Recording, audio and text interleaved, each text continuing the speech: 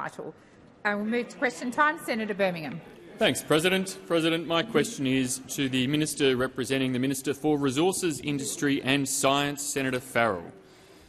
President, yesterday the Minister stated that the Albanese government wishes to see more Australian uranium mined and more Australian uranium exported to support zero-emissions energy generation throughout the world. Minister, how does the Albanese government plan to achieve the growth in Australian uranium exports? What strategies is the Albanese government pursuing to support Australia's uranium industry and its growth? Thank you, Senator Birmingham. Minister Farrell. Thank you, President, and thank Senator Birmingham for his question. Well, of course, we start the process with one of the finest resources ministers we've ever had. Well, you ought to, Senator Cash, you ought to at least appreciate that for the first time in our history, with a resources minister from your home state, of course, we've got one of the finest people. One of the finest minds, well, why are you? Here we have a fantastic female resources minister from Western Australia, and all I'm saying is, in answer to your question, is what are we doing about what first time is it? First time from Western Australia. No, well, I don't know about the first time, but she's a very fine female resources minister, and so we start our process. We start our process with this woman, and then of course we look around the country. You know, where is the best, the largest, most successful uranium expansion? Of course, it comes from your home state in South Australia, Senator Birmingham. Well, it does produce good wine, true, and of course we've got a lot of that wine back into China just recently, Senator Watt. But you're distracting me, Senator Watt. So much good news. Yeah, good job. Yeah. So, secondly, we start with the great resources minister. Of course, we start with a wonderful resource in the far north of South Australia. Thank you, Senator Farrell. The time for answering has expired. Senator Birmingham, first supplementary. Thanks, President. Minister, given Minister King is such an exceptional minister in your words and such a champion of the uranium industry and its exports to the world, does Minister King support removal of the moratorium on uranium mining and exporting from her home state of Western Australia? Thank you, Senator Birmingham. Minister Farrell. Senator, order.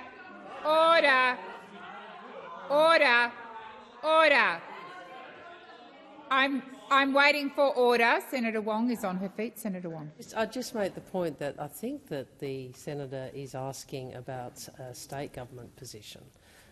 Senator Birmingham, you're free to stand once the minister has concluded. I understand that question to be about state government legislation. It's not a matter within the minister's portfolio. Senator Birmingham, on a point of order, point of order. President, on the point of order, I was very clear in asking about the Federal Resources Minister, her position and her actions as it relates to a ban in her home state, which impedes, as it relates to the primary question, the ability to export more uranium to the world. Thank you, Senator Birmingham.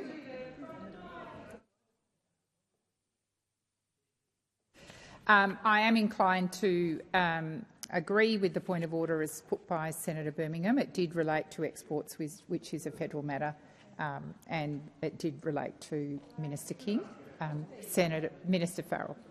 Thank you, President, and I thank Senator Birmingham for his first supplementary question. Well, what I know about Minister King, of course, is that she supports the policies of the Labor Party. She's well, she is a fine minister. Yeah. No, she supports the policies of the supports the policies of the Labor Party, and of course, like all of us in this job in the Labor Party, we're here because of the Labor Party, and we follow the policies and the decisions of the.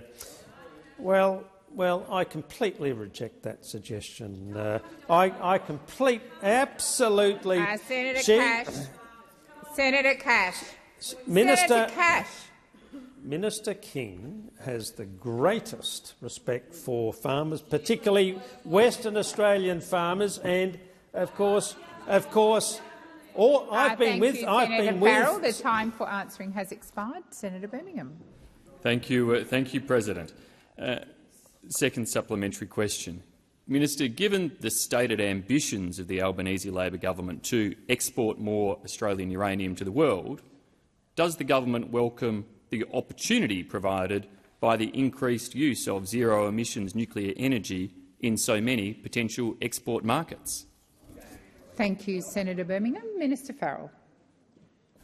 What the ambition of this Albanese Labor government, of course, is to increase our exports. No, our exports, and push up the prices. Of course, what we have a situation, Senator Birmingham, right at the moment where, in terms of our terms of trade, they've never been as great as they are at the moment, and the volumes of trade. Now, of course, one of the products we are exporting is uranium. I've just met just a few minutes ago with the people from the port of Newcastle, a wonderful port that's in the process of a massive. Yes, here we are. Senator Cadell knows all about it. Knows all about the port of Newcastle. We're on the cusp of an amazing expansion under the Albanese Labor the time government. For answering has expired. Senator Green. President, my question is to the Minister representing the Treasurer. Cost of living relief for all Australians is the core focus of the government's budget. The centrepiece of the budget, Labor's tax cuts, start in just 6 days' time, which means more Australians will get to keep more of what they earn.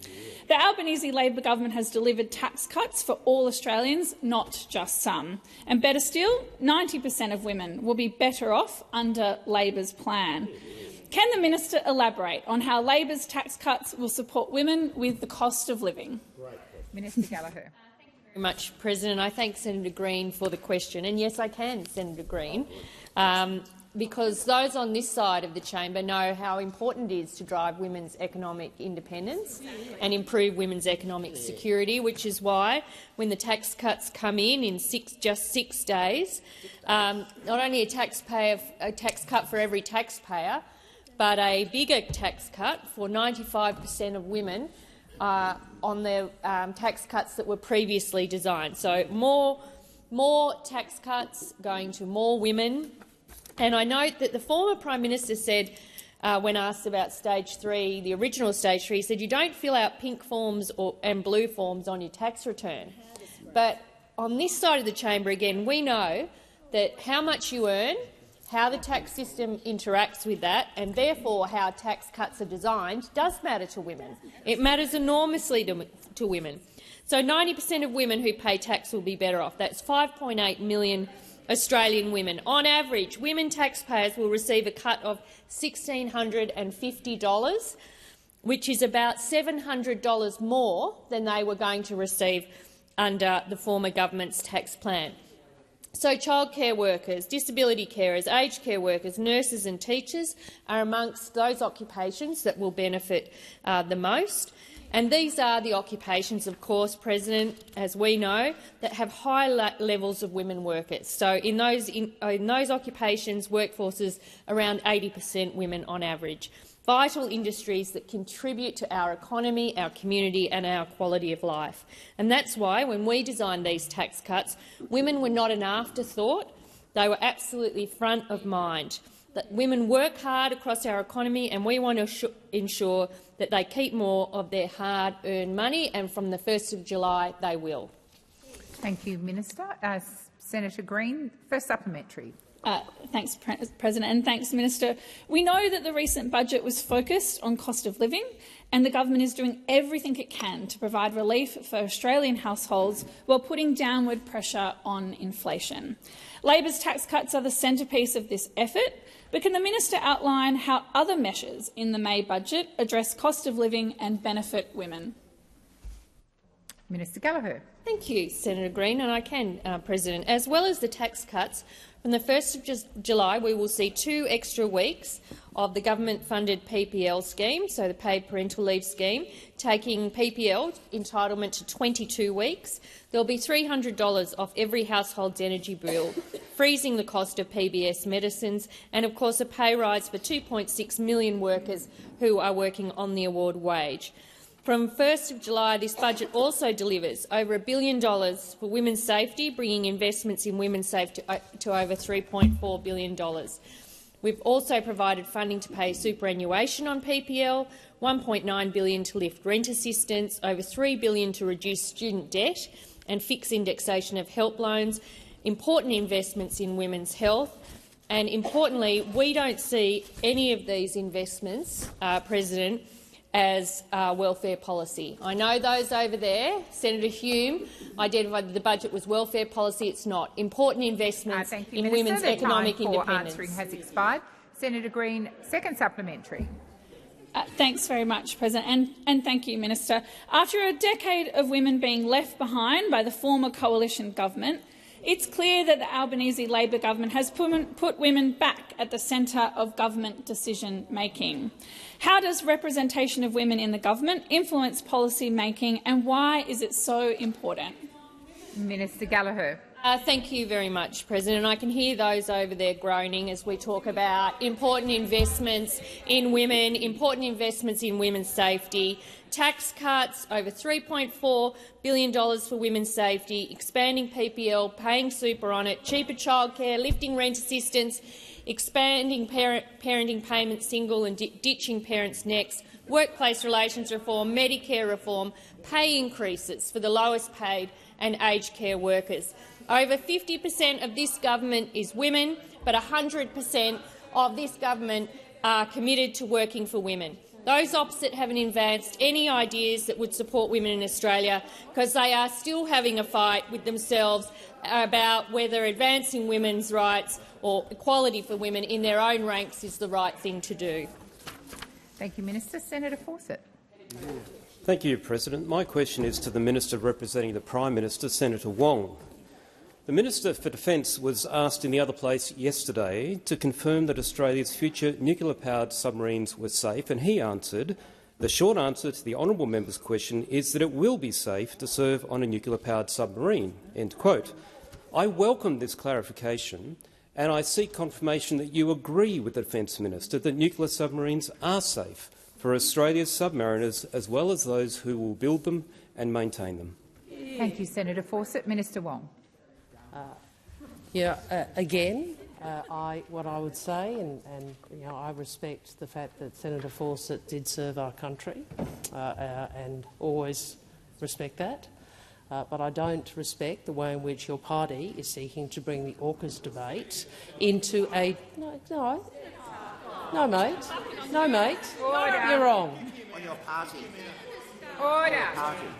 I don't respect the way your party is choosing to bring the AUKUS project, the AUKUS endeavour, in a vain attempt to shore up your energy plan, which is risky, expensive, uncosted, and is as a consequence of the anti-renewables obsession of your leader. I am, and have been, since we were briefed in opposition, an advocate for AUKUS in my party, publicly and in the country. And I have made clear our support for the project and our belief in the safety of this technology in nuclear submarines operating as it has in the Virginia class and others for decades. But to try and bring AUKUS the biggest endeavour this country has ever engaged in, into a pathetic political policy, a pathetic political fight, in an attempt to try and shore up a policy that you're embarrassed by, is really the height of hypocrisy. It really is, and it is beneath frankly, the dignity of some on that side who understand the importance of AUKUS and the importance thank you, Minister. of bipartisanship the time for answering has to stand expired. up. Senator Fawcett, for order. Senator McKenzie, it applies to you. Order, Senator McKenzie. Senator Fawcett was on his feet. Senator Fawcett, first supplementary. Thank you, President. And as you will have been aware, that question was not about AUKUS, it was about nuclear safety. And, Minister, can I ask, is the nuclear reactor facility at Lucas Heights, which has been in operation in the suburbs of Sydney since 1958, safe? Thank you, Senator Fawcett. Minister Wong. Well, as you would know, I'm not sure how this is a supplementary, but we'll go with it. If I can just refer to the primary also, I make this point. We've seen the co-author of the Defence Strategic Review today, Mr Dean, and others, including Mr Richardson, publicly raising concerns about the way in which AUKUS has been brought into your policy debate. Maybe have a think about the fact that some people who are supportive of and have been part of the defence. Well, you said this is a supplementary, so I'm going with the primary. That they are raising the same concerns I am. The Lucas Heights facility has operated with support from both parties of government, including the Labor Party, for many decades to provide appropriate medical isotopes and the like. So, of course, we support it. The time for answering has expired. Senator Fawcett, second supplementary. Thank you, President. And so, Minister, thank you for that confirmation that nuclear technology is safe. And given Australia's track record of and commitment to nuclear safety, as demonstrated from Lucas Heights and also the future fleet of submarines, will you or the Prime Minister now direct Labor members of Parliament to cease undermining the confidence of Australian people in nuclear technology with their reckless social media messages, including the depiction of Australian cartoon characters with 3 eyes? Minister Wong. Yes, Minister Wong. Sorry, I called you. It says something about the coalition that they're more worried about some social media memes than about ensuring national security is above politics. It says something about them, doesn't it? You know, you're so glass-jawed. You're so worried about some social media thing I haven't even looked at. But you're happy to bring national security issues into a partisan debate. Give us a break. In relation to Lucas Heights, I would remind those opposite. As I said, the facility in Lucas Heights is a medical and research facility. It isn't a nuclear power plant, completely different in operation and scale from a traditional power plant, producing just 20 megawatts of energy, about 2% of the size of a typical 1 gigawatt large-scale nuclear facility. So, you know, I know you're grasping at straws because you still can't tell taxpayers how much you're going to make them pay. Senator Cash, you know, when did you turn into a socialist? When did you turn into a socialist, making taxpayers pay for this plan to build 7 reactors? When did you turn? Thank you, Minister Wong. The time has expired. Senator Whish-Wilson. Thank you, President. My question is to the Minister representing the Minister for the Environment and Water, Minister Wong. Last night, UNESCO's report on the Great Barrier Reef made clear that climate change is the greatest threat to the Great Barrier Reef and that the Australian government is still on probation over the Great Barrier Reef's World Heritage in danger status. In particular, UNESCO urges the Australian government to act on climate and increase our emissions reduction targets. Will your government now legislate a more ambitious emission reduction target in order to help secure the future of the Great Barrier Reef? Will you take this commitment to the next election? Thank you, Senator Whish-Wilson. Minister Wong. Thank you, President. I thank Senator Whish-Wilson for the question, and he's right to raise again the issue of the Great Barrier Reef. We know that the biggest threat to reefs worldwide is climate change, and obviously the Great Barrier Reef is one of it's an extraordinary reef, but there are many coral reefs around the world which are feeling the effects of climate change and are at risk of further damage as a consequence. The Australian Government and the Queensland Government have welcomed UNESCO's latest draft decision on the Great Barrier Reef. It's a huge win for Queensland, a huge win for the thousands of people who rely on the reef for work, and a huge win for all the plants and animals that call it home. And I want to acknowledge the work of Senator Green as our envoy for the reef and for the work she's done with communities and more broadly. Senator Whish-Wilson. Yes, on that point of order, President, on relevance, I asked specifically whether you would now legislate a more ambitious climate target, emissions reduction target, as requested by UNESCO. You did, and there was a preamble around UNESCO and what UNESCO reported, and the Minister is being relevant. Thank you, Minister. Thank you. I would say to you that we understand, unlike those opposite, that climate change is a risk for this country, which is why we have legislated both to reach net zero and a 43% emissions reductions target for 2030. I know that the Senator and his party say that's not enough. I trust that they also tell their voters that those opposite don't support the action to reduce emissions, and as I can see from Senator Canavan's recent statements, still don't support net zero by 2050. So we're back. Things just keep going back to where they were. But it's like Groundhog Day again. But what I would also say to you, Senator, is those targets have to be delivered, and that requires us to transform this economy from a high emissions economy Thank you, Minister Wong. The time for answering has expired. Senator Whish-Wilson, first supplementary. Thank you, President. The Great Barrier Reef Marine Park Authority said today only the strongest and swiftest actions to decrease global greenhouse gas emissions will reduce the risks and limit the impacts of climate change on the reef and coral reefs around the world.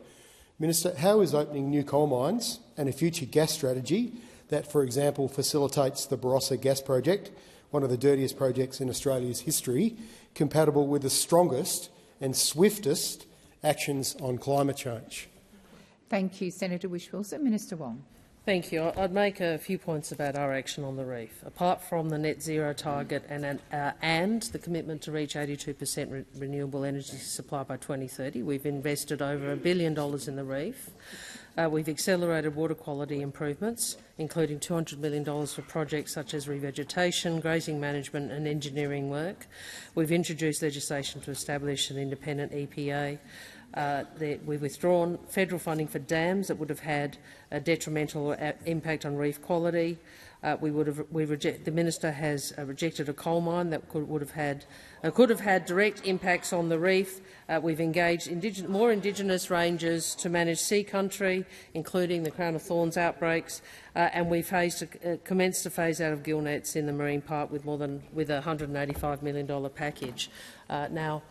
We are doing a great deal because we understand the importance of the reef to jobs, to the economy, but also for future generations. Thank you, Minister. The time for answering has expired. Senator Whish-Wilson, second supplementary. Thank you, President. Minister, you just said that the report by UNESCO last night was a huge win for Queensland, a huge win for thousands of people who rely on the reef for work, and a huge win for all the plants and animals that call it home. Minister, the reef is fighting for its life after the 7th mass coral bleaching event this summer, the worst on record, and the science tells us that as the planet warms, this will get worse. How exactly is this a huge win for the Great Barrier Reef? Thank you, Senator Whish-Wilson. Minister Wong. The Senator might not think that it's important for us Queenslanders that this listing be maintained. He might want to speak against that. We understand the importance to Queenslanders and to Australia of the reef, both economically but also as part of our natural heritage. It's part of our natural heritage. I'll take the interjection about more action, as I have repeatedly said in this place. I know that some in the Greens political party think that yelling loudly about an issue actually is policy. It is not. Yelling loudly about an issue does not transform an economy.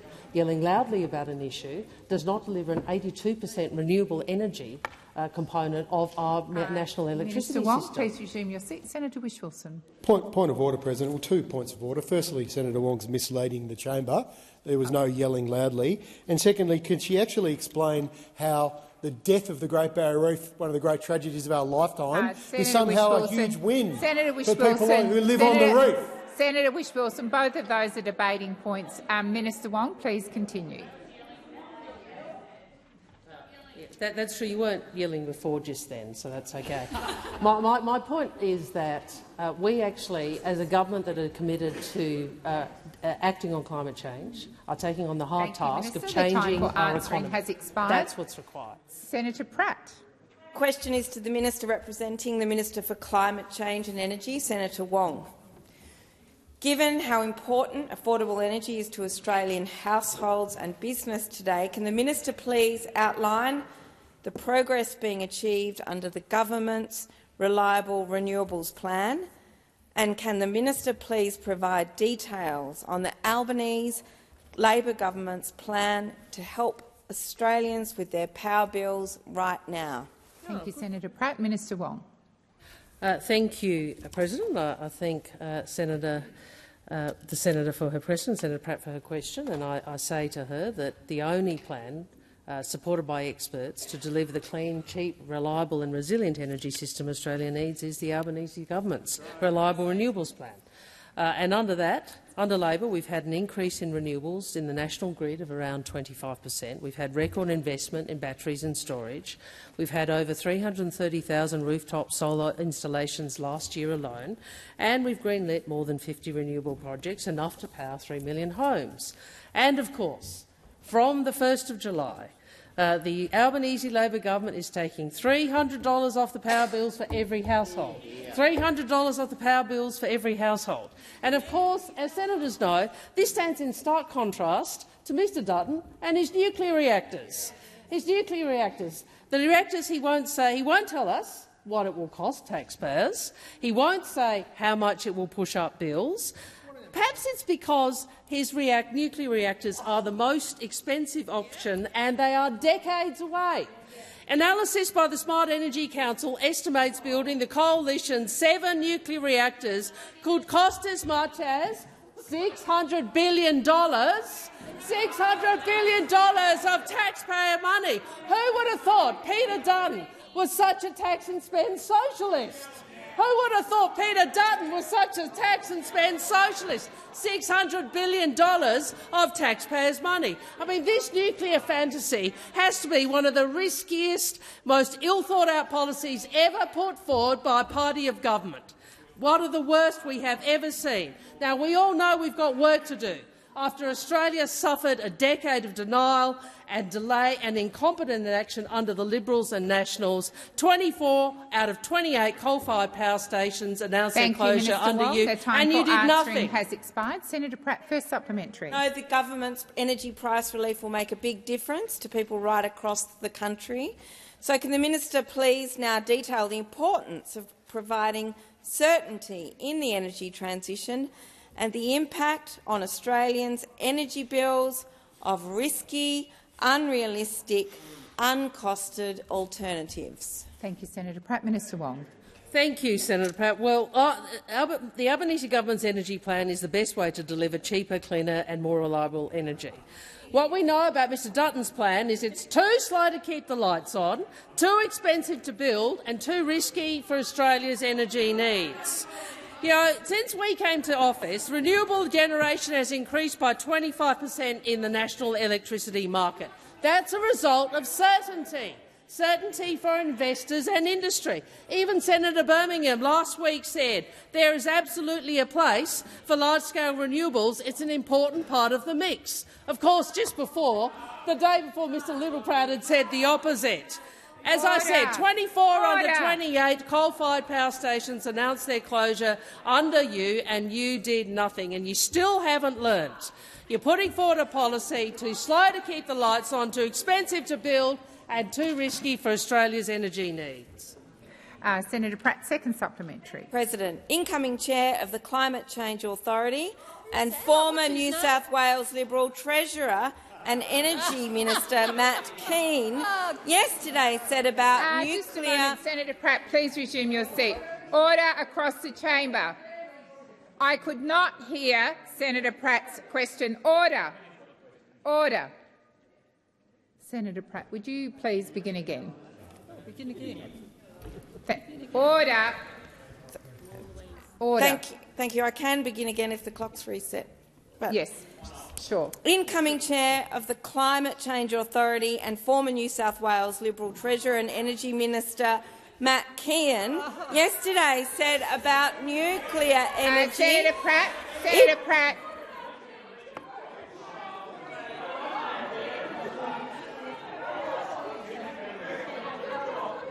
Order across the chamber. Senator Mackenzie. Order. I would like to be able to— Senator Mackenzie, I would like to be able to hear Senator Pratt ask her question. Senator Pratt, please continue. It would take far too long and be far too expensive.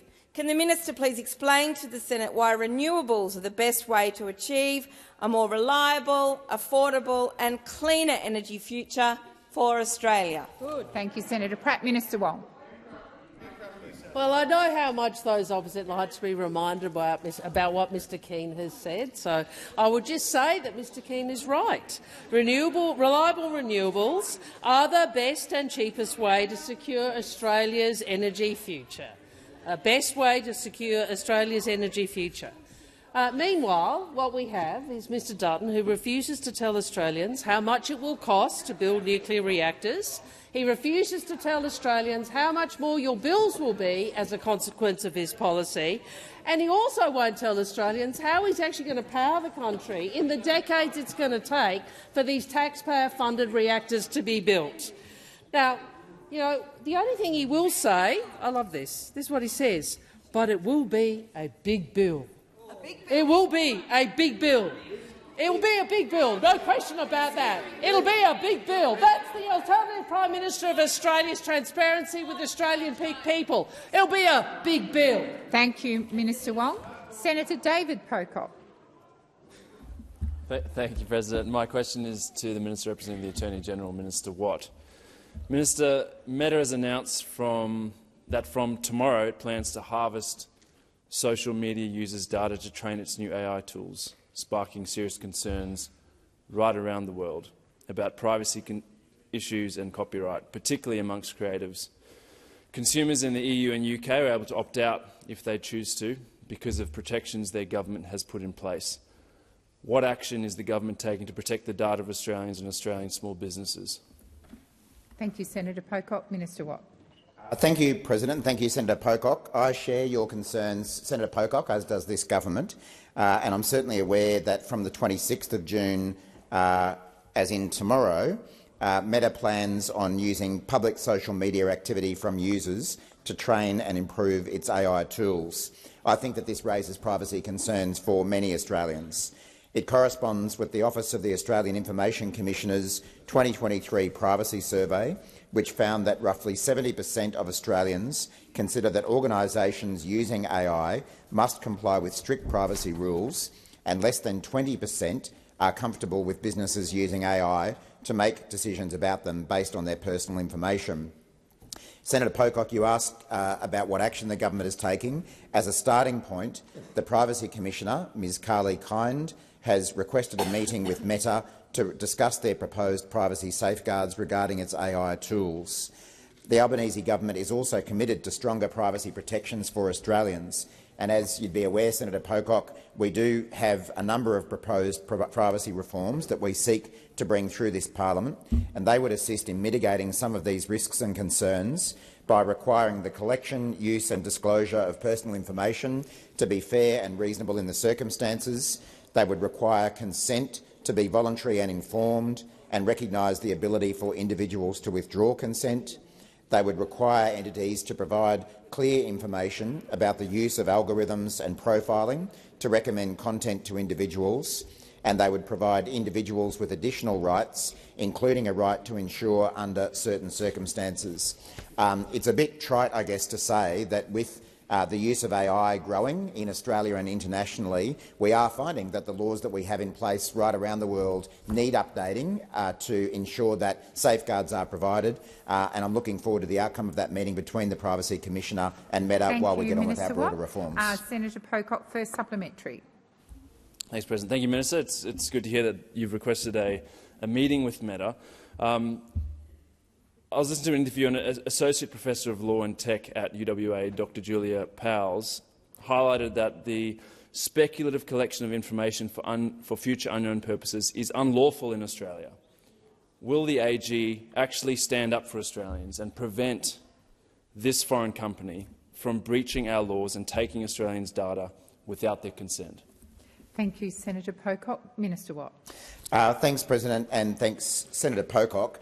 I certainly can assure the Australian public that the Attorney-General will use all powers at his disposal to ensure that Australians' privacy is protected, whether it be from social media giants or others who do not observe the privacy rights of Australians. So to the extent that existing laws do permit action to be taken, I'm confident the Attorney-General will give that serious consideration while these discussions go on directly with Meta about the precise issue that you're asking about and that, according to Meta, it intends to pursue from tomorrow. So there can be no doubt about the Albanese government's commitment to ensuring and upholding Australians' privacy rights. As I say, we do have a range of privacy reforms proposed that we intend to pursue to strengthen those rights, but to the extent, as I say, that laws provide opportunities for the Attorney-General to take action, I'm confident that he'll do so. Thank you, Minister. Senator Pocock, second supplementary. Thank you, President. Thank you, Minister. Minister, what date was a meeting requested with Meta, and is the government's plan of action to take action after the fact, or is there some sort of preemptive move from the Attorney-General to tell Meta that they can't do what they plan on doing from tomorrow? This is not something that can wait. Senator Lambie, it's not your question. Minister Watt. I would obviously have to take on notice, Senator Pocock, the date that meeting was sought by the Privacy Commissioner, and I'm happy in doing so to provide any further information I can as to other steps that the Attorney-General and his department have taken in relation to this matter. But as I say, I think the fact that meeting is occurring between the Privacy Commissioner does demonstrate the seriousness with which we take these issues, along with those extensive privacy reforms that we intend to bring into Parliament as soon as we can. Thank you, Minister. Senator Lambie. Thank you, Madam President. My question is for the Minister representing the Attorney-General. Chronic underfunding of community legal centres is forcing centres to turn away more than 1,000 Australians every day.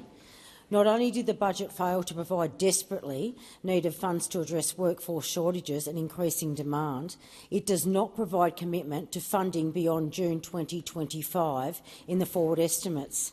Tasmania has the lowest ratio of legal practitioners to population of any jurisdiction in this country, with a lack of lawyers placing more pressure on the legal assistance sector.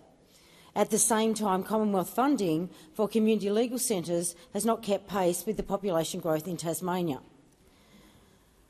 Why is the government neglecting to appropriately fund community legal centres in Tasmania and across the rest of the nation? Thank you, Senator Lambie. Minister Watt.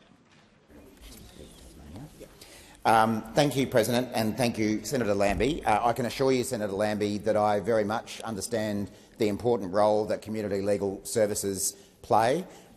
In my much younger days, I actually did do quite a bit of volunteer work in community legal services, both in Melbourne and I think I did some in Brisbane as well, to my recollection.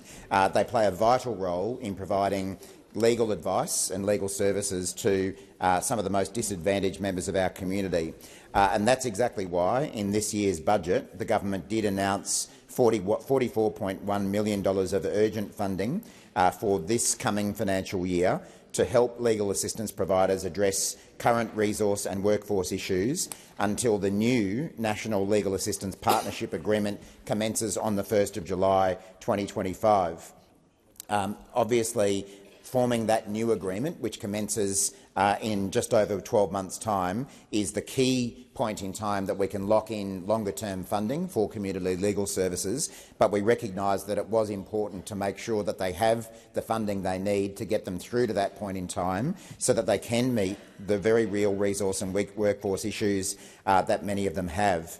That new National Legal Assistance Partnership between the Commonwealth and all states and territories is intended to be a 5-year agreement to fund vital legal assistance services for the most vulnerable Australians. So, as I say, it's through that longer-term agreement that would commence in a bit over 12 months' time that we would be seeking to lock in that longer-term funding and provide certainty for community legal services. That does require negotiations with the states and territories, and inevitably that does take a period of time. But we didn't want to leave those community legal services stranded without the extra resources that they need in the meantime. That's why we provided that urgent funding through this year's budget, and I certainly hope that that goes some way to meeting the needs of those services. Thank you, Minister Watt. Senator Lambie's second supplementary. Thank you. Yes, you did provide that funding, but the additional funding was $125 million. You were way off and way short to address funding issues for community legal centres, which will be used to keep the doors open and employ around 2,000 full-time staff to simply meet the demand. With just $9.3 million extra funding provided in the budget, does the government have a plan to address this funding shortfall, and when will the government commit the necessary funding to community legal centres to ensure access to justice is maintained into the future? Thank you, Senator Lambie, and I incorrectly said that was the second sup. It was the first sup. Minister. Thanks. Sorry, you've called me, President? Yep. Sorry, I didn't hear you. Sorry. Thanks, President. Thanks, Senator Lambie. As I say, Senator Lambie, we very much understand the financial difficulties that many community legal services are under and have been under for a long period of time. I'm sure within my notes here somewhere I could talk about the underfunding that those services received from the former coalition government, but we're more interested in actually trying to sort out the problem and provide them with the funding that they need. As I say, through the new national 5-year agreement that's expected to come into force in a bit over 12 months' time, that would be the vehicle to provide that longer-term funding for those services. I'm sure you're aware, Senator Lambie, that only very recently, and that is since the most recent budget, we have now received the report of Dr Warren Mundy to review the current legal assistance partnership agreement between the Commonwealth and the states. That has provided good advice to us that we can take into account in working out the proper funding level going forward. Thank you, Senator Watt. Senator Lambie, second supplementary. Thank you. The community legal sector is a female-dominated workforce, with salaries being paid significantly less than both private practice or equivalent positions within government by as much as 35%. If the government is serious about addressing the gender pay gap, what is the government doing to address the gender pay gap experienced by those employed in the community legal centres across the country, especially those women? Thank you, Senator Lambie. Minister Watt. Thanks, President, and thanks, Senator Lambie. You're right, Senator Lambie. In my experience, many and a majority, in fact, of the staff who work at community legal services are women. And just like in every other part of the workforce, unfortunately, too many of them do continue to experience the gender pay gap. More broadly, one of the things that this government is most proud of is the fact that we have reduced the gender pay gap to the lowest it's ever been on record across the entire economy. But we recognise that a gap still exists, including in legal services, and that's something that we want to tackle. It would certainly be our intention that through the extra funding that was provided in this year's budget and that will inevitably be provided in the next 5-year agreement, that would go some way to meeting those issues. Of course, it wasn't that long ago that under a Labor government we did see a significant pay rise for workers in the community sector, including in these legal services, the majority of whom are women. So Labor has a pretty good track record in trying to meet those needs in those services, and we'll continue to do what we can. Thank you, Minister. The time for answering has expired. Senator Farrell. Oh, sorry. Senator Sterle, beg your pardon, my bad. It's me, Don, if you want, but anyway, I'll go. Here we go. My question is to the Minister representing the... Senator Sterle, just... Yeah. Beg your pardon. Sorry, Senator Sterle. Senator Urquhart. Thank you. I don't get many questions, so I'm happy that Sturley will give me one. My question is to the Foreign Minister, Senator Wong. Over the last 2 years, the Albanese Labor government has worked to help bring Julian Assange home. Just last month, the Prime Minister said enough is enough. There's nothing to be served by the ongoing incarceration of Mr Assange, and we continue to work very closely to achieve that outcome. Can the Foreign Minister please advise the Senate on what the government is doing to support Mr Assange? Minister Wong. Thank you, President. I thank Senator Urquhart for the question. I thank Senators Farrell and Still for allowing me to respond on this, given that the Prime Minister has just responded to the House to a question on Mr Assange. The Prime Minister and I have been very clear. Mr Assange's case has dragged on for too long. Over the last 2 years, the Albanese government has advocated for him to come home.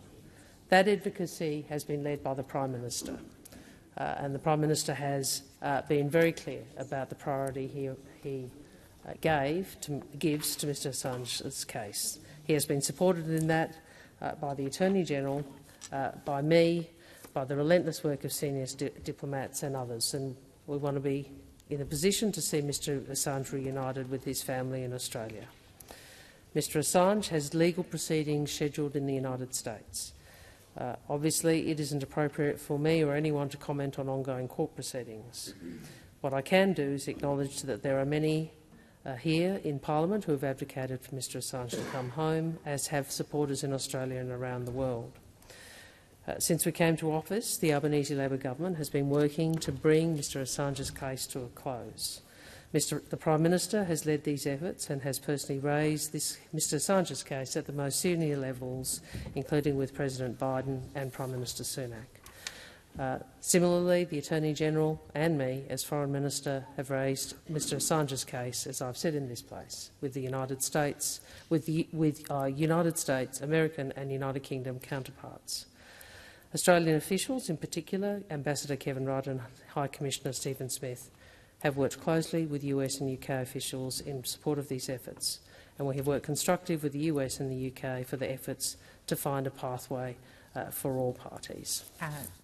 Thank you, Senator Wong. Senator Urquhart, first supplementary. Thank you, Minister. Over the last few years, how has the Albanese government supported Mr Assange and his family? Minister Wong. Over the last 2 years, the Albanese government has worked to support Mr Assange and his family. It's included advocating for due process, for humane treatment, for medical care and for legal representation, just as we do for all Australians who are detained overseas. As Foreign Minister, I have met with members of Mr Assange's family and legal team on a number of occasions, as has Australia's High Commissioner of the United Kingdom and our Ambassador to the United States, as well as our hard-working consular team in Canberra. For several years, Mr Assange declined Australian government consular visits, but last year, at my request, our High Commissioner to the United Kingdom met with Mr Assange and has done so on a number of occasions since. We will continue to provide consular assistance to Mr Assange. Thank you, Minister. Senator Urquhart, second supplementary. Thank you, Mr Wong. I am aware that there are many in this place who have supported Mr Assange. Can you please update the Senate on cross-party efforts to help bring him home? Thank you, Senator Urquhart. Minister Wong. Thank the Senator for that question. I know that there are many around the world and in Australia who have passionately advocated for Mr Assange, and I recognise those parliamentarians who have been part of that advocacy. Last September, the Bring Julian Assange Home parliamentary group co-conveners travelled to Washington, and they advocated for the incarceration of Mr Assange to end. That is consistent with the approach, the position that has been articulated by the Albanese government and that we have been very clear on. We have consistently stated that there is nothing to be served by the ongoing incarceration of Mr Julian Assange. Thank you, Minister. Senator McDonald. My question is to the Minister representing the Treasurer, Senator Gallagher. Minister, on the 31st of July 2023, you told the chamber that electricity prices in the ACT had fallen due to its 100% renewable energy generation. If you still believe this to be true, can you explain why the ACT energy provider, ACTE, AGL has increased their prices by 12.75% just this month? Thank you, Senator McDonald. Minister Gallagher. Thank you, President, and I thank Senator McDonald for the question. In relation to Actu AGL, which is the provider here in the Territory, that's really a matter for them. I don't have responsibility for the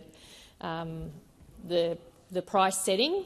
There's an ICRC in the ACT that does that on behalf, and then the utilities apply that to their account holders. So I can't answer on that. But what I can say is that the ACT has led the way in terms of renewable energy generation. I was proud to be part of a government that took that decision many years ago and started the shift from a reliance on gas particularly into more adoption of renewable energy across households in the ACT, and households in the ACT have been the beneficiary of that. In terms of some of the price increases that we have seen around the country, but also importantly in supporting the investment into renewables. And I know we were one of the first jurisdictions to have reverse auctions for renewable energy projects. We were one of the first jurisdictions to have big solar farms built that were providing energy into the grid here, and I think the ACT has often led the way on these things. But I'm proud to be part of a government that continues to support the rollout of renewable energy. I'm proud to stand here and say it is the cheapest form of energy. It will help households with these costs, and that we don't support the scam that's trying to be pulled over the wool on people's eyes of this nuclear energy fantasy that seems to be peddled by some over there. Not all, because I've hardly seen you awake this question time in terms of leaning in to support such a so-called big announcement. Thank you, Minister. Senator McDonald, first supplementary. Order. Order. Order. Order. I have Senator McDonald on her feet. Senator McDonald. Thank you. Minister, almost 5% of this increase was due to network and transmission costs. Have transmission costs increases of 5% been included in the costings of your renewables-only energy policy? Thank you, Senator McDonald. Minister Gallagher. Thank you very much. Rewiring the nation and the cost of that has been outlined in the budget paper since we came to government. And through Rewiring the Nation is how we're investing in the projects that are acquired, but also in the transmission and how we hook other projects up into the grid. So in terms of being upfront about what some of those costs are, yes, we have been. I can talk to other projects where those costs are outlined in the budget papers. But there is no doubt, whichever way you try to slice and dice it or confuse it or pretend it's otherwise, renewables are the cheapest form of energy. The world is shifting to renewables. And here we have a so-called plan, a policy of a few pages that doesn't say how much it costs, doesn't say how they will do it, doesn't say when they will do it. I mean, what a joke. 22 policies and you couldn't land one in government and one in opposition and you can't land that. The time for answering has expired. Senator McDonald, second supplementary. Minister, how much more are Australians paying for energy since the Prime Minister promised to reduce power bills by $275 on the 3rd of December 2021? Thank you, Senator McDonald. Minister Gallagher. Well, thankfully it hasn't been left to those opposite to decide this, because of course they opposed the energy bill relief that we provided in the last budget. When we took a vote in this chamber about energy bill relief, taking pressure off some concession households and small businesses, what happened over there? They opposed it. So thankfully this government, whilst we are taking responsibility for the shift and the transition to renewable energy system and being a renewable energy superpower that we can be, and seizing all the opportunities that come with that, we are at the same time investing in that, making sure that people have some help with their cost of living on their energy bills in particular. So we can support households with the shift, seize the jobs that come, attract the investment we need, deliver the projects that are needed and be upfront and take responsibility for it, unlike those opposite. Thank you, Minister. Senator Stewart. Thank you, President. My question is to the Minister representing the Minister for Infrastructure, Transport, Regional Development and Local Government, Minister Watt. Cost of living is top of mind for regional Australians, with energy affordability one of their key concerns. Indeed.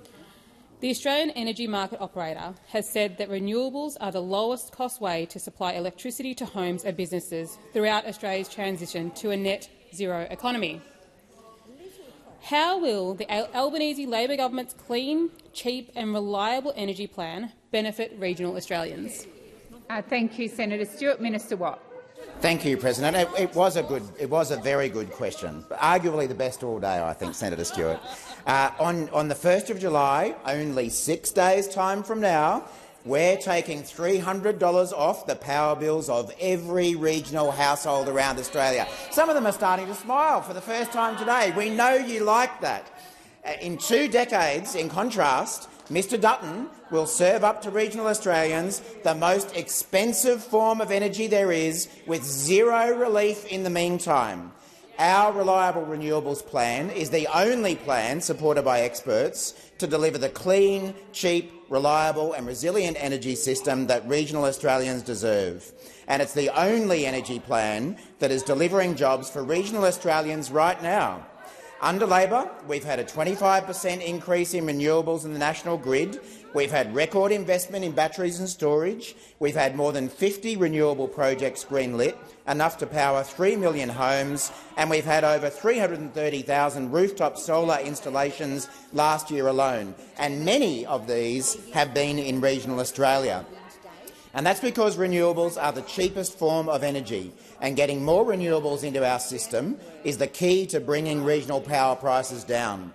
And that is something that regional Australians already understand. Only a few weeks ago, I was in Armidale, in the electorate of anti-renewables zealot Mr Barnaby Joyce, and there I met with the local mayor, Mr Sam Copland, who said that local farmers were increasingly putting wind turbines on their property to shore up their business during times of drought. Mayor Copland has also said the construction phase for renewables will likely last many years and provide a significant boost to the local economy.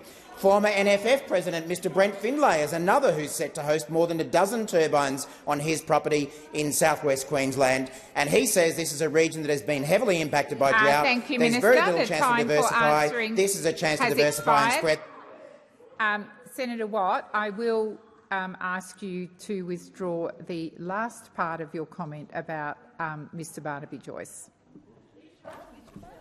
I withdraw. Thank you. Senator Stewart, first supplementary. Thank you, President. That sounds like a very sensible plan, Minister.